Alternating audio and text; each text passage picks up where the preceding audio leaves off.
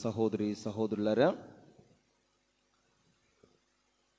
ఇది పాస్కా కాలంలో 5వ ఆదివారం.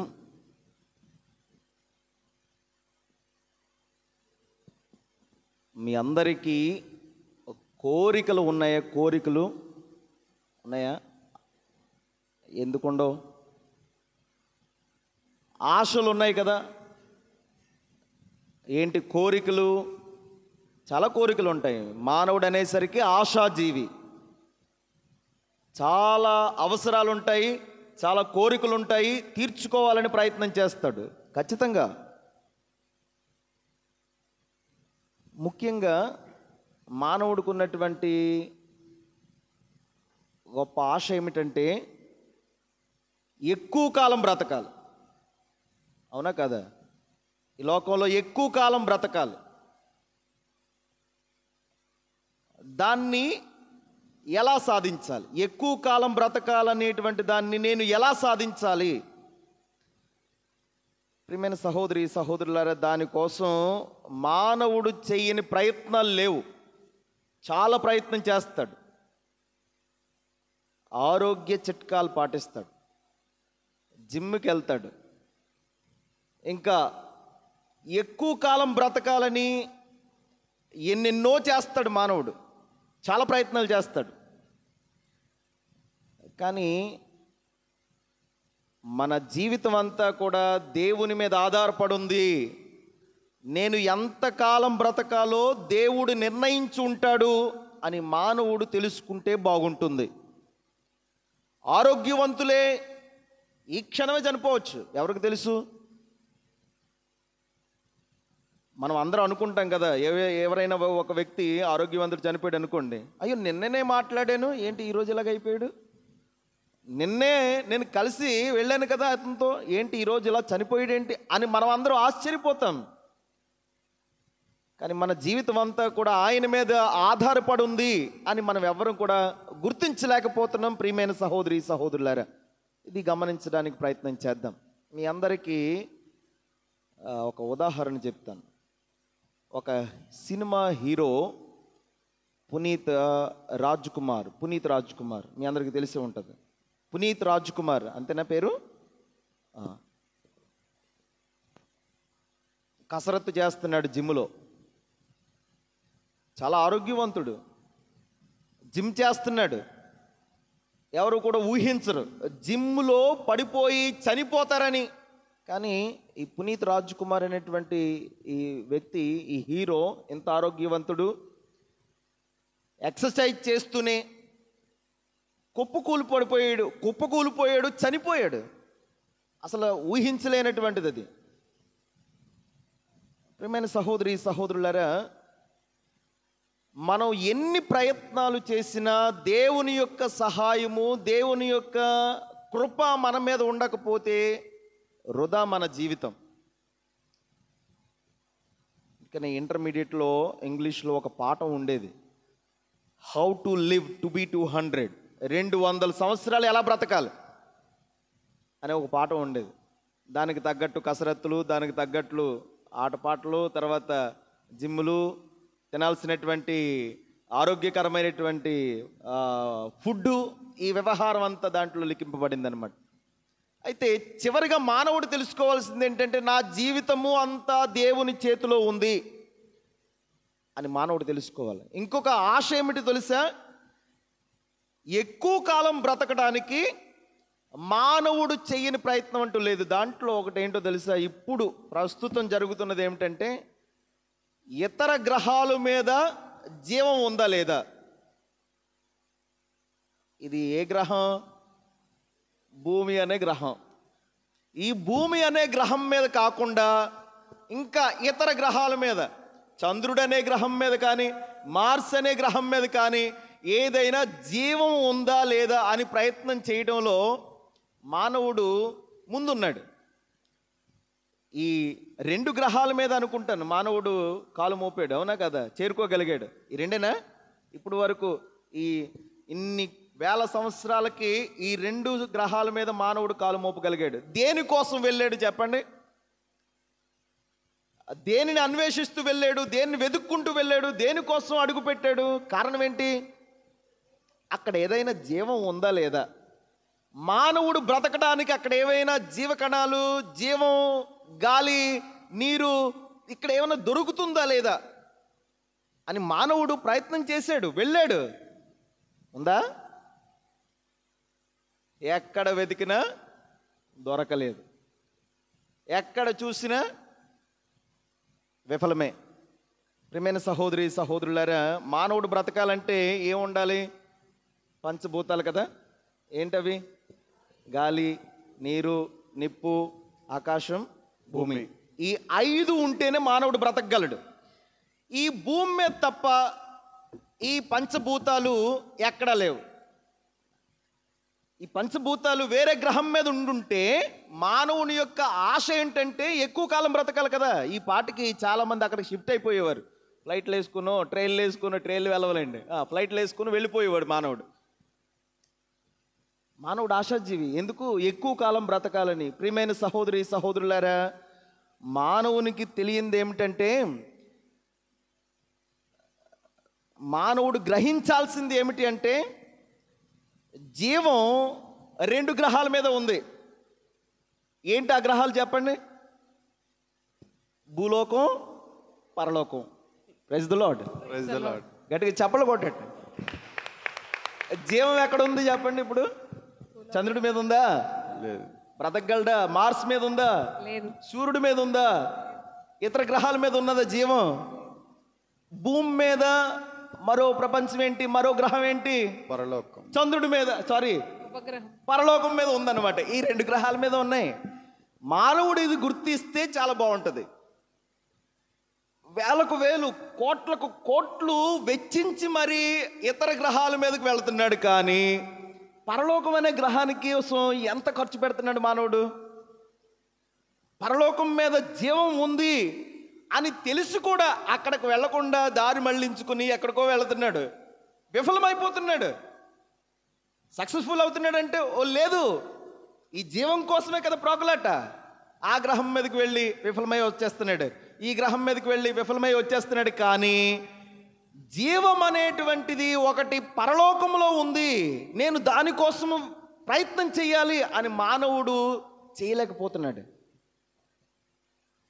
ఈరోజు ప్రియమైన సహోదరి సహోదరులారా, క్రీస్తు ప్రభు దానికోసమే మనందరికీ తెలియచేస్తున్నాడు. ఏంటంటే మరొక గ్రహం ఉంది. ఏంటి ఆ గ్రహం పేరు? అక్కడ జీవం ఉంది. ఏంటి ఆ గ్రహం పేరు అంటే, దర్శన గ్రంథం తీయండి. దర్శన గ్రంథము 21వ అధ్యాయము 1వ వచనం చదవండి. అంతటా నేను అంతటా నేను క్రొత్త దివిని, ఒక క్రొత్త దివి, క్రొత్త ఒక భూమిని క్రొత్త భూమి చూచి తిని. Praise the lord. Praise the lord. యేసువా వందనం. యేసువా వందనం. చూడండి, మరొక గ్రహం ఉంది, అక్కడ జీవం ఉంది. అక్కడ ఎలా ఉంటుందో కూడా మీకు తెలియచేస్తాను. మొట్టమొదటిది మరొక గ్రహం. ఏంటది? దివి భూమి. క్రొత్త దివి ఉంది, భూమి ఉంది. మనకేం కావాలని చెప్పాను? మానవుడు బ్రతకడానికి పంచభూతాలు అవసరం కదా. గాలి, నీరు, నిప్పు, దాంతోపాటు ఆకాశం, భూమి ఉండాలి. దాంట్లో 2 వచ్చేసి ఏంటవి? ఆకాశము, భూమి. ఎక్కడున్నాయి? అదిగో మరొక దివిలో, మరొక భూమిలో ఇవన్నీ కూడా ఉన్నాయని ప్రభువు మనందరికీ తెలియచేస్తున్నాడు. మానవుడు ఇది గ్రహించలేకపోతున్నాడు అంతే. దేనికోసం ప్రోకులాట? మన జీవితాన్ని పెంపొందించుకోవడానికి. మన లైఫ్ స్పాన్, ఎన్ని సంవత్సరాలు ఇంకా ఎక్కువ కాలం బ్రతకాలనేటువంటి ఆశ మానవుల్లో ఉంది. కానీ అది ఎక్కడుందో కనుక్కోలేకపోతున్నాడు మానవుడు. ప్రియమైన సహోదరి సహోదరులారా, దాన్నే ప్రభు ఈరోజు తెలియచేస్తున్నాడు. మనం అందరం గ్రహిస్తే బాగుంటుంది, మన జ్ఞాన నేత్రాలు తెరిచి చూస్తే బాగుంటుంది, దానికోసం ప్రాకులాడితే బాగుంటుంది. క్రొత్త దివి, క్రొత్త భూమి ఒకటి ఉంది, అక్కడ జీవం ఉంది. మనం రేపు ప్రొద్దున్న చనిపోయాక అక్కడికి వెళతాం అని ప్రభువు మనందరికీ తెలియచేస్తున్నాడు. దానిని సంపాదించుకోవడానికి మానవుడు ప్రయత్నం చేయాలి. యేసువా వందనం.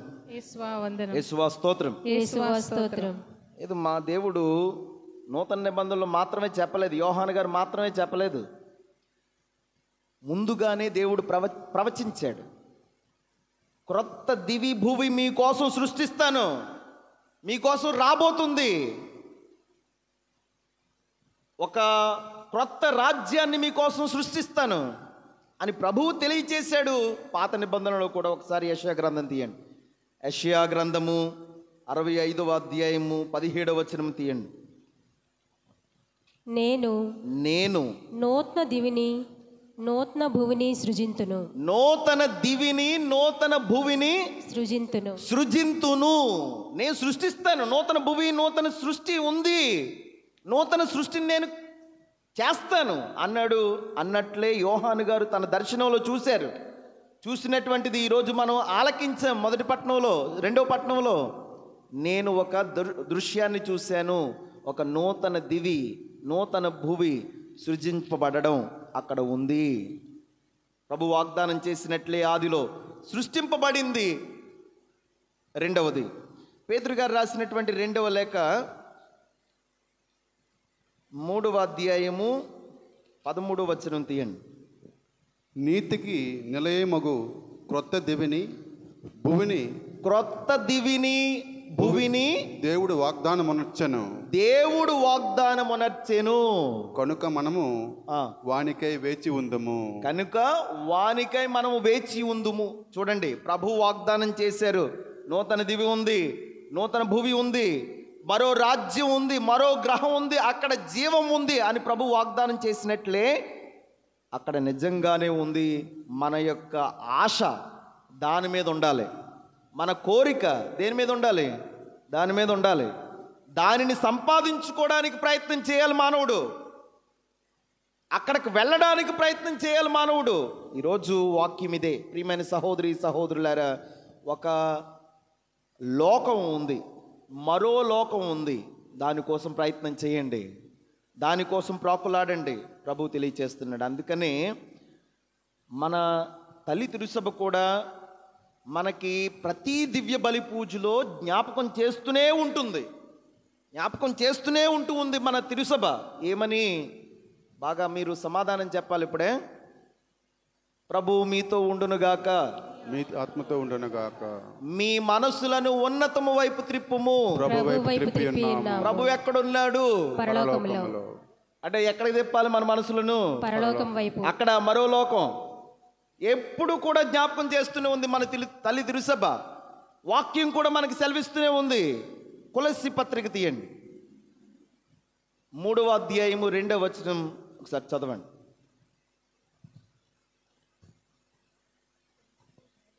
మీ మనస్సులను ఇచ్చట భూమిపై గల వస్తువుల మీద కాక అచ్చట పరలోకమునందు గల వస్తువులపై లగ్నము చేయుడు. Praise the lord. యేసువా వందనం, యేసువా స్తోత్రం. ప్రియమైన సహోదరి సహోదరులారా, పంది అంట పైకి ఎన్నిసార్లు చూస్తుంది చెప్పండి? 2 సార్లు చూస్తుందంట పంది. పైకి 2 సార్లు చూస్తుందంట. ఎప్పుడెప్పుడు తెలుసా? అది పుట్టినప్పుడు. ఎందుకు? పుట్టిన వెంటనే ఎలా పడుతుంది? మోకర్లు పడుతుంది, లేదంటే వెనక్కి పడుతుంది కదా. రెండోది ఎప్పుడు తెలుసా? దాన్ని చంపడానికి వెళ్తున్నప్పుడు 2 కాళ్ళు కట్టేసి మధ్యలో ఒక కర్ర పెట్టి ఇద్దరు మోస్తున్నప్పుడు ఎలా ఉంటుంది చెప్పండి? దాన్ని అప్పుడు పైకి చూస్తుంది. 2 సార్లు చూసి ఆశ్చర్యపోతుందట. ఆహా, అక్కడ ఇంకొక లోకం ఉందా, ఆకాశం అలా ఉంటుందా అని ఆశ్చర్యపోతుందట. Praise the lord. యేసువా వందనం. మనం అంత క్రిందకి దిగజారిపోలేదు అనుకుంటున్నాను నేనైతే. కనీసం అందుకనే అప్పుడప్పుడు పైకి చూడండి, ఆ పరలోకం వైపు మన మనసులను త్రిప్పండి అని మనకి మనం చెప్పుకుంటూ ఉండాలి. మనకు మనం ఎప్పటికప్పుడు జ్ఞాపకం చేసుకుంటూ ఉండాలి. దాని వైపు చూస్తూ ఉన్నప్పుడు అక్కడికి ఎలా వెళ్ళాలి, దానిని ఎలా సాధించాలి అనేటువంటి ఆలోచనలు మనలో పుడతాయి. దానికోసం బ్రతకడానికి ప్రయత్నం చేస్తాం, ఇక్కడ తయారవుతాం అక్కడికి వెళ్ళడానికి. ప్రియమైన సహోదరి సహోదరులారా, దీనికోసం, ఆ మరులోకం కోసం, మరో ప్రపంచం కోసం ప్రయత్నం చేద్దాం. అక్కడ ఒక నూతన గ్రహం ఉంది. దాని పేరు ఏం పేరు? పరలోకం. పరలోకం. మనకి క్రొత్తదంటే ఆసక్తి ఉంటుందా లేదా? ఏదైనా మన ఇంట్లో క్రొత్త టీవీ పెట్టుకున్నాం అనుకోండి, ఎప్పుడూ చూడనటువంటి విధంగా రోజంతా చూసేస్తాం టీవీని. ఎందుకు? కొత్తది కాబట్టిది. మన ఇంట్లో ఏదైనా కొత్త వస్తువు వచ్చిందనుకోండి, దాని మీద ఎక్కడ లేనటువంటి శ్రద్ధ చూపించేస్తాం, దాన్ని ప్రతిరోజు తుడిచేస్తాం. అంటే మనకి దాని మీద ఉన్నటువంటి ఆసక్తి పోయేంత వరకును. అంటే క్రొత్తదనంలో ఏదో ఒక శక్తి ఉంది, క్రొత్తదనంలో ఆసక్తి ఉంది, క్రొత్తదనం. అందుకనే ప్రభువు కూడా ఈ పదాలు ఉపయోగించారు. ఏమని? క్రొత్త దివి, క్రొత్త భువి. అయితే దాని మీద మనకు ఒక ఆసక్తి ఉందా? దాని మీద మనకు చిన్న ఆశ అయినా ఉందా? దానిని చేరుకోవాలనేటువంటి కోరిక మనలో ఉందా? ఆత్మపరిశీలన చేసుకుందాం. ఎందుకంటే క్రొత్తది కదా. క్రొత్త పెళ్ళం వచ్చినప్పుడు చాలా ఆసక్తిగా ఉంటుంది. ఎవరైనా సరే క్రొత్త వాళ్ళు మన ఇంటికి వచ్చినప్పుడు, లేదంటే కొత్త గురువు పూజ చేసినప్పుడు చెవులన్నీ రికరించుకొని మరీ చూస్తాం, మనం ఆలకించడానికి ప్రయత్నం చేస్తాం కొత్త గురువు వచ్చినప్పుడు. అంతే, ఏదైనా సరే క్రొత్తదనంలో ఎక్కడ లేనటువంటి ఒక ఆసక్తి ఉంటుంది, ఒక క్రొత్తదనం ఉంటుంది. ప్రయత్నం చేద్దాం ప్రియమైన సహోదరి సహోదరులారా. ప్రభువు కూడా అందుకనే ఈ పదాలు ఉపయోగించారు. క్రొత్త దివి, క్రొత్త భువి. దానికోసం మనం ప్రాకులాడాలి, దానికోసం మనం ఎదురు చూడాలి. ప్రయత్నం చేద్దాం. ఇక రెండవది ప్రియమైన సహోదరి సహోదరులారా, దేవుడు చెప్పాడు కదా, ఒక నూతన దివి, నూతన భువి, క్రొత్త దివి, క్రొత్త భువి అని ప్రభు చెప్పాడు కదా.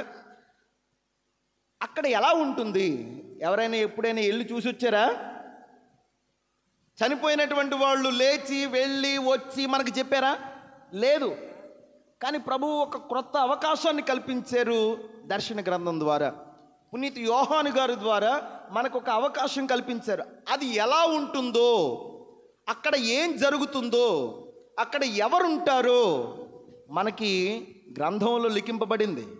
దర్శన గ్రంథం ఒక్కసారైనా చదివితే మనలో భయం పుడుతుందట. ఎంతమంది చదివారు దర్శన గ్రంథం? దర్శన గ్రంథం చదవాలి. దర్శన గ్రంథం ఒక్కసారైనా చదవండి. వెరీ గుడ్, చదవండి. చదివితే మనలో ఒక భయం పుడుతుంది. ఎందుకంటే ఆ పరలోకం ఎలాగుంటుందో కళ్ళారా చూసినటువంటి యోహాను గారు తెలియచేస్తారు. నరకం ఎలాగుంటుందో అక్కడ ఉంటుంది. దేవుడు ఎలాగుంటాడో, అక్కడ ఎవరెవరు ఉంటారో ఆ దర్శన గ్రంథంలో ఉంటుంది. మన జీవితాలు ఎలాగుండబోతున్నాయో దర్శన గ్రంథంలో లిఖింపబడింది. ఒక్కసారైనా దర్శన గ్రంథం చదవండి ప్రియమైన సహోదరి సహోదరులారా. దానిని ఆధారంగా చేసుకుని నూతన దివి భూమి లక్షణాలేంటి, నూతన దివి భూమి యొక్క గుణాలేంటి, అక్కడ ఎలా ఉంటుంది ఒకసారి పరిశీలించుదాం ప్రియమైన సహోదరి సహోదరులారా. మొట్టమొదటిది, అది తయారు చేయబడినటువంటిది. ఏంటది? నూతన దివి భూమి. మీరు యెషయా గ్రంథంలో ఆలకించిన మాటలు, ఒక నూతన దివి భూమిని సృష్టిస్తానన్నాడు, తయారు చేయిస్తానన్నాడు. దేవుడు వాగ్దానం చేసినట్లే దేవుడు తయారు చేశాడు. ఏంటది? నూతన దివి భూమి. బైబిల్ ఆధారంగా యోహాను శుభవార్త 14వ అధ్యాయం తీయండి. యోహాను శుభవార్త 14వ అధ్యాయము 1వ వచనం నుండి ఒక్కసారి అందరూ కూడా ఆలకించడానికి ప్రయత్నించండి. యేసువందనం. నిద్రపోతున్న వాళ్ళు అందరూ కూడా చప్పళ్ళు కొట్టొద్దు. మీరు మంచివాళ్ళు, నిద్రపోవడం లేదు, కొడుతున్నారు ఇంకా. యేసు వారితో, మీరు కలవరపడకుడు, దేవుని విశ్వసింపుడు, నన్నును విశ్వసింపుడు. నా తండ్రి గృహమున, ఆలకించండి, నా తండ్రి గృహమున అనేక నివాస స్థలములు కలవు, అనేక నివాస స్థలములు కలవు. లేకున్నచో నేను మీతో అట్లు చెప్పను. నేను మీకొక నివాస స్థానమును సిద్ధము చేయబోచున్నాను. నేను మీకొక నివాస స్థలమును సిద్ధము చేయబోతున్నాను. ప్రభు చెప్పారు, దేవుడు వాగ్దానం చేశారు, క్రీస్తు ప్రభు నెరవేర్చారు. పరలోకములో మన కోసం గదులు తయారు చేశాడు ప్రభు, మనం ఉండడానికి ఇల్లులు కట్టాడు ప్రభు మన కోసం. ఎక్కడ? పరలోకంలో ఇల్లులు కట్టాడు ప్రభు, స్థలాన్ని ఏర్పాటు చేశాడు ప్రభు మన కోసం పరలోకంలో. అందుకని నమ్ముదాం. 3వ వచనం, నేను వెళ్ళినచో మీకు ఒక నివాసమును సిద్ధపరిచి మరలా వత్తును. నేను ఉండు స్థలముననే మీరును ఉండునట్లు మిమ్ములను నా యొద్దకు చేర్చుకొందును. ప్రభు ఉన్నది పరలోకములో, ఆయన తయారు చేశాడు, అక్కడికి మనల్ని తీసుకుని వెడతానంటున్నాడు. అది పరలోకం యొక్క గుణం. మరులోకం యొక్క గుణం, లక్షణం ఇదిగో ప్రభువు తయారు చేసినటువంటిది. ప్రభువు మన కోసం ఏర్పాటు చేసినటువంటి గదులు సిద్ధంగా ఉన్నాయి. అందరము అక్కడికి వెళ్ళడానికి ప్రయత్నం చేయాలి. నేను ఎక్కడైతే ఉంటానో మీరు కూడా అక్కడే ఉంటారు ప్రభు వాగ్దానం చేశారు. ఇక 2వది, ఈ నూతన దివి భువి మనుగడలో ఉంది, అది పనిచేస్తూ ఉంది నిత్యమును. ఇస్ ఎ ఫంక్షనింగ్ సిటీ అంటారు. ఏది? నూతన దివి భువి ఇస్ ఎ ఫంక్షనింగ్ సిటీ అంటే నిత్యం అది పని చేస్తూనే ఉంది. ఏదో మరుగున పడిపోయినటువంటిది కాదు, మూలన పడిపోయినటువంటిది కాదు, కృంగి కుషించిపోయినటువంటిది కాదు, అది పాడైపోయినటువంటి స్థలం కూడా కాదు. ప్రియమైన సహోదరి సహోదరులారా, నిత్యము అది పని చేస్తూనే ఉంది. అక్కడ ఎలా ఉంటుందంటే ఒకసారి తీసి చదవండి. దర్శన గ్రంథము 21వ అధ్యాయము 2వ వచనం చదవండి. అనంతరము దివ్యందలి దేవుని నుండి దిగివచ్చుచున్న పవిత్ర నగరమగు నూతన యెరూషలేమును కాంచితిని. ఆమె తన భర్తను చేరబోవుటకు వస్త్రధారణము వనర్చుకొని సిద్ధపడిన యువతి వలె ఉండెను. ప్రియమైన సహోదరి సహోదరులారా, నూతన దివ్య భూమి ఎలా ఉంటుంది అంటే పెండ్లి కుమారుడు పెండ్లి కూతురు కోసం ఎదురు చూస్తున్నట్లు క్రీస్తు ప్రభువు మన పెండ్లి కుమారుడు ఎదురు చూస్తున్నాడు. తన యొక్క రాణి కోసం, తన యొక్క పెండ్లి కూతురు కోసం, తన యొక్క భార్య కోసం అయినటువంటి మన కోసం ప్రభువు ఎదురు చూస్తూ ఉన్నాడు పరలోకంలో. అది పనిచేస్తూ ఉంది. అక్కడ ఒక రాజు ఉన్నాడు, ఆయన పరిపాలిస్తూ ఉన్నాడు. మనము ఆయన ప్రజలము, ఆయన బిడ్డలము మనము. అందుకని ప్రభువు నిత్యము చెబుతూ ఉండేవాడు కదా పాత నిబంధనలో, నేను మీ దేవుడును, మీరు నా ప్రజలు. అది నిత్యము పని చేస్తూ ఉంది పరలోకము. ఇట్స్ ఎ ఫంక్షనింగ్ సిటీ అంటారు. నిత్యము పని చేసేటువంటి ఒక నగరం, క్రొత్త దివి భువి పరలోకం. ఇక 3వది ప్రియమైన సహోదరి సహోదరులారా, అక్కడ దేవుడు ప్రజలు నివసించే స్థలం. పరలోకంలో ఎవరుంటారు? దేవుడు మనతో ఉంటున్నాడు, పరలోకంలో ఉంటున్నాడు, మనతో వాసం చేస్తున్నాడు. అందుకని ఈ వాక్యంలో కూడా మనకి తెలియచేశాడు కదా, యోహాను శుభవార్తలు ఏమన్నాడు? నేను ఉండు స్థలమునకు మిమ్మల్ని తీసుకుని వెళ్తాను, మీరు ఉండులాగా చేస్తానన్నాడు. అదేవిధంగా దర్శన గ్రంథం 21వ అధ్యాయం 3వ వచనం చదవండి. సింహాసనము నుండి ఒక గంభీర ధ్వని వెలుడట నేను వింటిని. ఇక దేవుడు మానవులతోనే నివసించును. ఇక దేవుడు మానవులతోనే నివసించును. ఇది అద్భుతం. ఆయనకు ఆలయము. ప్రియమైన సహోదరి సహోదరులారా, ఇది గొప్ప భాగ్యం. చూడండి, ఇప్పటి వరకు దేవుడు మనతో పరోక్షంగానే ఉన్నాడు, ఇండైరెక్ట్గానే ఉన్నాడు. ఎక్కడ కూడా దేవుడు మనతోటి వాసం చేయలేదు. ఒక నూతన నిబంధనలో 33 సంవత్సరాలు మాత్రమే మనతో ఉన్నాడు, కానీ నిత్యము ఉంటానంటున్నాడు. ఇప్పటి వరకు కూడా పరోక్షంగానే ఉన్నాడు. ఎలా ఉన్నాడు? మోషే 10 ఆజ్ఞలుతో ఉన్నాడు, అవునా కదా? అందుకని ఆ మందస్సంలో ఏమేమి మోసేవారు? 10 ఆజ్ఞలు, అహరోను కర్ర, మన్నా. అంటే ఇది దేవుని యొక్క ప్రత్యక్షతకు గుర్తు. దేవుడు ఎక్కడుంటున్నాడో అక్కడ ఈ మన్నా ఉంటున్నట్లు. అంటే మన్నా ఎక్కడ ఉంటుందో దేవుడు అక్కడ ఉంటున్నట్లు. మోషే చేతికర్ర ఎక్కడ ఉంటుందో అక్కడ దేవుడు ఉంటున్నట్లు లెక్క.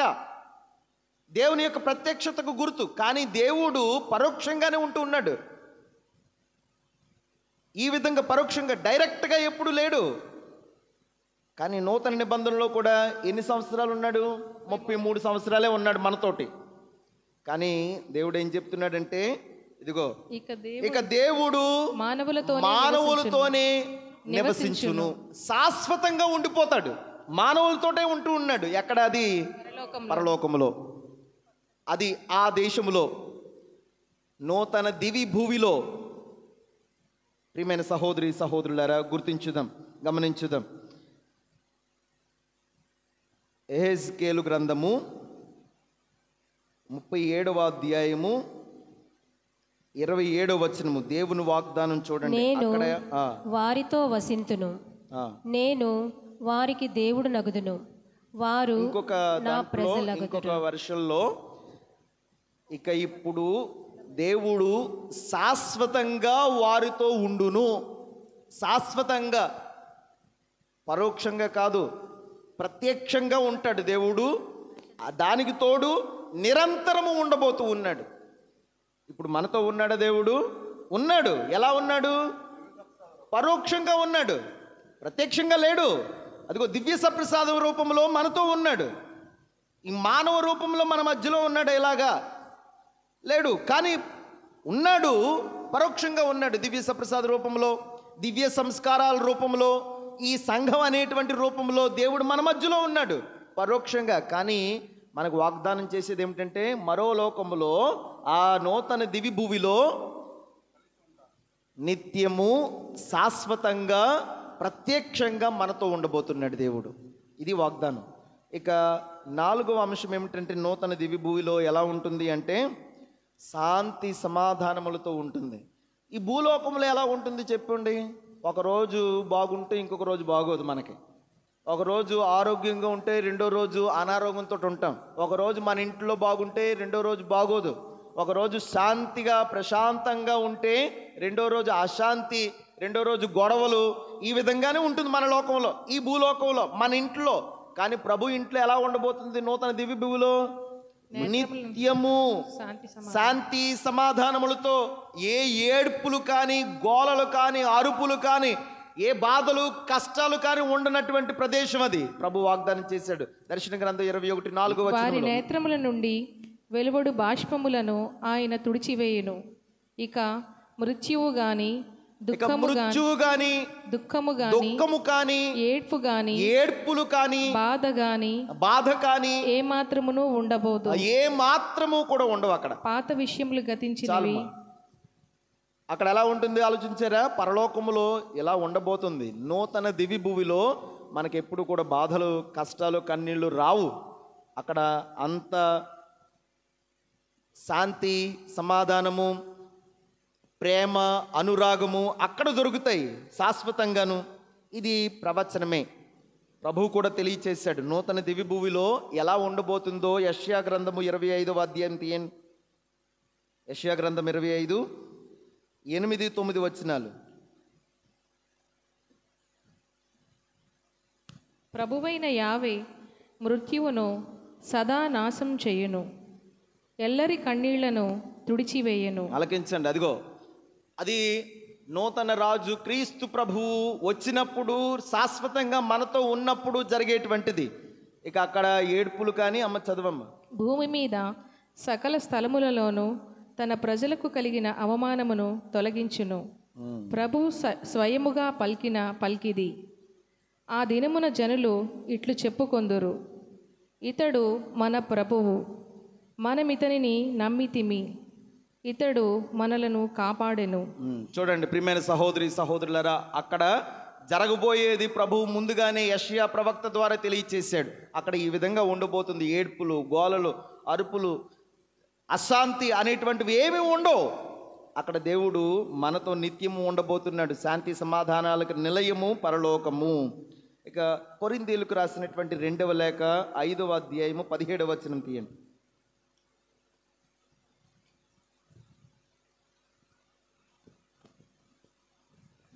ఎవడైనను క్రీస్తునందున్న ఎడల అతడు నూతన సృష్టి, పాత జీవితం గతించినది, పాతది గతించినది, క్రొత్త జీవము ప్రారంభమైంది. ఎవరైతే క్రీస్తు ప్రభుతో ఉంటారో ఇవన్నీ కూడా మనకి దొరుకుతాయి. ఇక 5వ లక్షణం, ఈ నూతన దివి భూమి యొక్క లక్షణం ఏమిటంటే, అక్కడ ఎలా ఉంటుంది, అది ఎలా ఉంటుంది అని మనం అందరం కూడా ఎదురు చూస్తున్నాం కదా. ఎవరు చూడలేదు, కానీ బైబిల్ ఆధారంగా దర్శన గ్రంథము 21వ అధ్యాయము 10-11 వచనాలు. అంతటా ఆత్మ నన్ను ఆవేశించెను. ఆ దేవదూత నన్ను ఒక మహోన్నత పర్వత శిఖరమునకు చేర్చెను. దివ్యందుండి దేవుని నుండి దివ్య వైభవముతో వెలుగొందుచు అవతరించుచున్న పవిత్ర నగరమగు యెరూషలేమును నాకు అతడు చూపెను. ఒక అమూల్యమగు రత్నము వలెను, సూర్యకాంత మణివలెను, స్ఫటికము వలెను స్వచ్ఛముగాను ఆ నగరము ప్రకాశించెను. ఆలకించారా ఎలా ఉంటుందో?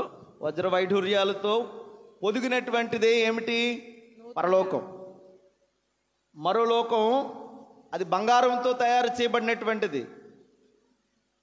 మణులతో తయారు చేయబడినటువంటిది. వాక్యములు మనం ఆలకించాం. అంత సుందరంగా అందంగా ఉండేటువంటిదే పరలోక రాజ్యం. ఇంకా తర్వాత 19వ వచనం నుండి 21వ వచనం వరకు చదవండి అదే అధ్యాయంలో. ఆ నగరము ప్రాకారపు గోడ, పునాది రాళ్ళు అమూల్యముగు రత్నాదులచే అలంకరింపబడి ఉండెను. ఆలకించారా? ఆ పునాది రాళ్ళు, తర్వాత ప్రాకారపు గోడలన్నీ కూడా రత్నాదులచే అలంకరింపబడి ఉండెను. మొదటి పునాది రాయి సూర్యకాంతమణి, రెండవది నీలమణి, మూడవది రత్నము, నాలుగవది మరకతము, ఐదవది వైడూర్యము, ఆరవది కెంపు, ఏడవది సువర్ణరత్నం, ఎనిమిదవది గోమేదకము, తొమ్మిదవది పుష్యరాగము, 10వది సువర్ణ సునీయము, 11వది పద్మరాగము, 12వది ఓదామణి. 12 ద్వారములను ఆలకించండి బాగా. 12 ద్వారములను, 12 ముత్యములు, ఒక్కొక్క ద్వారమును ఒక్కొక్క ముత్యముచే చేయబడి ఉండెను. ఆ నగర వీధులు సువర్ణమయమైన గాజు వలె పారదర్శకముగా ఉండెను. ఇటు నుంచి చూస్తే అటు కనిపించిపోయేటువంటి ఆ పరలోక రాజ్యం ఇంతగా తయారు చేయబడింది మన కోసం. ప్రభువు సిద్ధపరిచి ఉన్నారు, మన కోసం తయారు చేసి ఉన్నారు. అందుకని ప్రభువు తెలియచేస్తున్నారు, మనం అందరము కూడా అక్కడికి వెళ్ళాలి, అక్కడికి చేరుకోవాలనేటువంటి ఆశ మనకు ఉండాలి. ప్రభువు ముందుగానే తెలియచేశారు. మానవుడికి తెలియక ఏదో ఒక చిన్న ట్రైల్ వేస్తున్నాడు, ఏదో చిన్న రాయి విసురుతున్నాడు, తగలడం లేదు.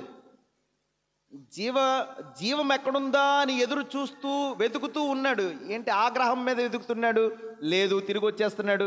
ఈ గ్రహం మీద వెతుకుతున్నాడు, తిరిగి వచ్చేస్తున్నాడు. నిరాశతో రాయి విసురుతున్నాడు, బోల్డంత డబ్బు వెచ్చించి అక్కడికి వెళ్ళి తిరిగి వచ్చేస్తున్నాడు. ఎక్కడ కూడా విజయం దొరకడం లేదు. ప్రభువు చెబుతూ ఉన్నాడు, ప్రభువు చెప్పాడంటే ఖచ్చితంగా చేస్తాడు. ఖచ్చితంగా అక్కడ ఉన్నదనే సత్యం మనం అందరం తెలుసుకోవాలి. ఇదిగో మీకోసం ఇంతగా నేను తయారు చేశాను కదా, అక్కడ నేను మీకోసం ఎంతగా సిద్ధపరిచాను కదా అక్కడికి. కానీ అక్కడికి మాత్రం ఎవ్వరము వెళ్ళడానికి ప్రయత్నం చేయడం లేదు. రాకెట్లు వేసుకుని వెళ్ళిపోతున్నారు, కానీ ఇక్కడికి మాత్రం నడుచుకుని రాలేకపోతున్నారు. అక్కడికి వెళ్ళడానికి బోల్డ్ డబ్బు వెచ్చించేస్తున్నాం, ఇక్కడికి రావడానికి మాత్రం ఒక్క పైసా కూడా ఇవ్వలేకపోతున్నాం. అక్కడికి వెళ్ళడానికి బోల్డ్ అంత శ్రమ సమయం వెచ్చించేస్తున్నాం, కానీ ఇక్కడికి రావడానికి మాత్రం దేవుని కోసం ఆదివారం కూడా ఖాళీ లేదు మనకి. ఇదే ఏం చేస్తాం, కలికాలం అంటాం కదా. ప్రియమైన సహోదరి సహోదరులారా, అర్థం చేసుకోండి. దేవుడు మనకింత చక్కగా పరలోకాన్ని చూపించి చెప్పి మరి మనల్ని అక్కడ తీసుకుని వెళ్తాను అంటూ ఉంటే మనం ఎవ్వరము కదలకపోతే వృధా, దానికోసం ప్రయత్నం చేయకపోతే వ్యర్థం, మన ఈ జీవితమే వ్యర్థం. ప్రయత్నం చేద్దాం, దానిని సంపాదించుకోవడానికి ప్రయత్నం చేద్దాం. ఇక రెండవది, చివరిది, ఈ నూతన దివిభువి మనం సంపాదించుకోవాలంటే, అక్కడికి వెళ్ళాలంటే ఏం చేయాలంటే దానికి మార్గం ఒక్కటే. ఏంటి తెలుసా? ప్రభువే మార్గం, క్రీస్తే మార్గం, మరో మార్గం లేదు. నేను విమానం వేసుకుని వెళ్ళిపోతానంటే పని జరగదు, అక్కడికి వెళ్ళలేవు. నేను బస్సు కట్టుకుని వెళ్ళిపోతానంటే వెళ్ళలేవు నువ్వు. నేను బోల్డ్ డబ్బు వెచ్చించి నేను అక్కడికి వెళ్ళిపోతానంటే వెళ్ళలేవు నువ్వు. ఒకటే మార్గం ప్రభువు చెప్పాడు కదా, అందుకనే ఏం చెప్పాడో ఒకసారి చదవండి. అందుకు యేసు, నేనే మార్గమును సత్యమును జీవమును నా మూలమును తప్ప ఎవడును తండ్రి యొద్దకు రాలేడు, పరలోక రాజ్యం ఎక్కలేడు, రాలేడు అంతే. ఎవరి ద్వారా వెళ్ళాలి? యేసు ప్రభు ఒక్కడే మనకు మార్గం. యేసు ప్రభు ఒక్కడే మనకి పరలోక రాజ్యం వెళ్ళడానికి వారధి. యేసు ప్రభు ఒక్కడే వాహనం పరలోక రాజ్యానికి. ఆయన ద్వారా తప్ప మనం ఎవ్వరు ఎక్కడికి వెళ్ళలేం. ప్రియమైన సహోదరి సహోదరులారా, ప్రయత్నం చేయండి. ఆయన్ని పట్టుకుని వేలాడండి. ఆయనతో ఉండడానికి ప్రయత్నం చేయండి. ఆయన్ని సంపాదించుకోండి. ఆయన మీదకు వెళ్ళి ఆయన ద్వారా ప్రభుని దేవుణ్ణి చేరడానికి, పరలోక రాజ్యం నూతన దివి భూమిని చేరడానికి ప్రయత్నం చేయండి. మనకి ప్రభు నేర్పిస్తున్నది ఇదే. ఇక రెండవ పాఠం ఏంటంటే, దీంట్లో ఆ ప్రభువుని చేరాలంటే, నూతన దివి భూమికి వెళ్ళాలంటే, ఒకటి ప్రభుని ద్వారా మాత్రమే వెళ్ళగలము, ప్రభువే మనకు మార్గము. రెండవ పాఠం ప్రేమ మార్గం అన్నమాట. ఈరోజు సువిశేషంలో ప్రభు ఏం చెప్పారు? మీరు ఒకరిని ఒకరు ప్రేమించుకునండి, పరస్పరము ప్రేమించుకునండి. నేను మిమ్మల్ని ఎలా ప్రేమించానో మీరు కూడా ఇతరులను అట్లనే ప్రేమించండి. ఇదే మార్గం. ఈ రెండు మార్గాలని ప్రియమైన సహోదరి సహోదరులారా అనుసరించండి. మనం అందరం చచ్చిపోతామని మీ అందరికీ తెలుసా? ఎవరైనా 100 ఏళ్ళకు పైబడి జీవిస్తారా? సర్లే 200 ఏళ్ళు జీవితాంతం ఉంటారని గ్యారంటీ ఏమన్నా ఉందా? గ్యారంటీ ఏంటి? రేపు ప్రొద్దున్న ఏమవుతుందో తెలియదు కదా. చనిపోతాం అందరూ. ఇది సత్యం. ఇది ఎంత సత్యమో పరలోకం కూడా ఉంది అన్నది కూడా అంతే సత్యం. నువ్వు చనిపోతావు అనేటువంటి గొప్ప పరమ రహస్యము ఎంత సత్యమో అక్కడ పరలోకం కూడా ఉంది అన్నది కూడా అంతే సత్యం. నువ్వు చనిపోతావు అన్నది ఎంత సత్యమో నువ్వు ఉత్థానం అవుతావు అన్నది కూడా అంతే సత్యం. ఉత్థానం అవుతావు అనేటువంటిది కూడా సత్యమే. ఎందుకంటే ప్రభువు చెప్పినటువంటిది, ప్రభు మనకి చూపించినటువంటిది కూడా ఆధారముతో వచ్చినటువంటిది ప్రభువు అక్కడే. మనం చనిపోతాము, ఇదిగో నేను ఉత్థానమయ్యాను, అలాగే మీరు ఉత్థానం అవుతారు అని ప్రభువు చెప్పాడు, చేసి చూపించాడు. చెప్పడమే కాదు, ఆయన ఉత్థానం అయ్యాడు చనిపోయిన తర్వాత. మనకి కూడా అంత గొప్ప భాగ్యం ఉంది. చనిపోయిన తర్వాత మరలా లేచిన తర్వాత జీవితం ఏంటి? ఎక్కడికి వెళ్తాం? ఎక్కడికి వెళ్ళాలి? ఈ ఆత్మ ఎక్కడికి వెళ్ళాలి? మనం ఊరంతా తిరిగిన తర్వాత చివరికి ఎక్కడికి చేరుకోవాలి? ఊరంతా తిరిగి వచ్చేసిన తర్వాత చివరికి ఎక్కడికి చేరుకోవాలి? మన గూటికి చేరుకోవాలి లేదా? ఈ ప్రపంచం అంతా తిరిగేసిన తర్వాత 90 ఏళ్ళు 100 ఏళ్ళు అయిపోయిన తర్వాత ఎక్కడికి చేరుకోవాలి? పరలోకం చేరుకోవాలి కదా. ఇక దిక్కు లేదు కదా మనకి, ఇంకా అక్కడికి తప్ప వేరే దిక్కు లేదు కదా. ప్రియమైన సహోదరి సహోదరులారా, ప్రయత్నం చేయండి, అక్కడికి చేరుకోవడానికి ప్రయత్నం చేయండి. అందుకని పౌలు గారు ఈ ఉత్థానం కోసం చాలా చక్కగా చెబుతారు. సమయం ఉన్నప్పుడు చదువుకోండి. 1 కొరింథీ పత్రిక 15వ అధ్యాయం అంతా తర్వాత ఇంటికి వెళ్ళిన తర్వాత చదవండి. ఉత్థానం కోసం, ఉత్థానంలో ఎలా ఉంటుంది, ఉత్థానం ఎవరెవరు అవుతున్నారు, ఉత్థానం అయిన తర్వాత పరలోకం ఎలాగుంటుందో కూడా ఈ పౌలు గారు మనకు తెలియచేశారు. ఉత్థాన శరీరాలు ఎలాగుంటాయో కూడా పౌలు గారు తెలియచేశారు. ఇంటికి వెళ్ళిన తర్వాత చదువుకోవడానికి ప్రయత్నం చేయండి ప్రియమైన సహోదరి సహోదరులారా. అందుచేత నూతన దివి భువిని అందరము చేరుకోవాలి. ప్రభు ఒక్కడే మనకు మార్గం, ప్రభు ఒక్కరే మనకు మందు. అక్కడికి వెళ్ళాలంటే ప్రభు ఒక్కరే ప్రేమ మార్గము. ప్రయత్నం చేద్దాం. ప్రభు మనల్ని దీవించి కాచి కాపాడునుగాక. ఆమేన్.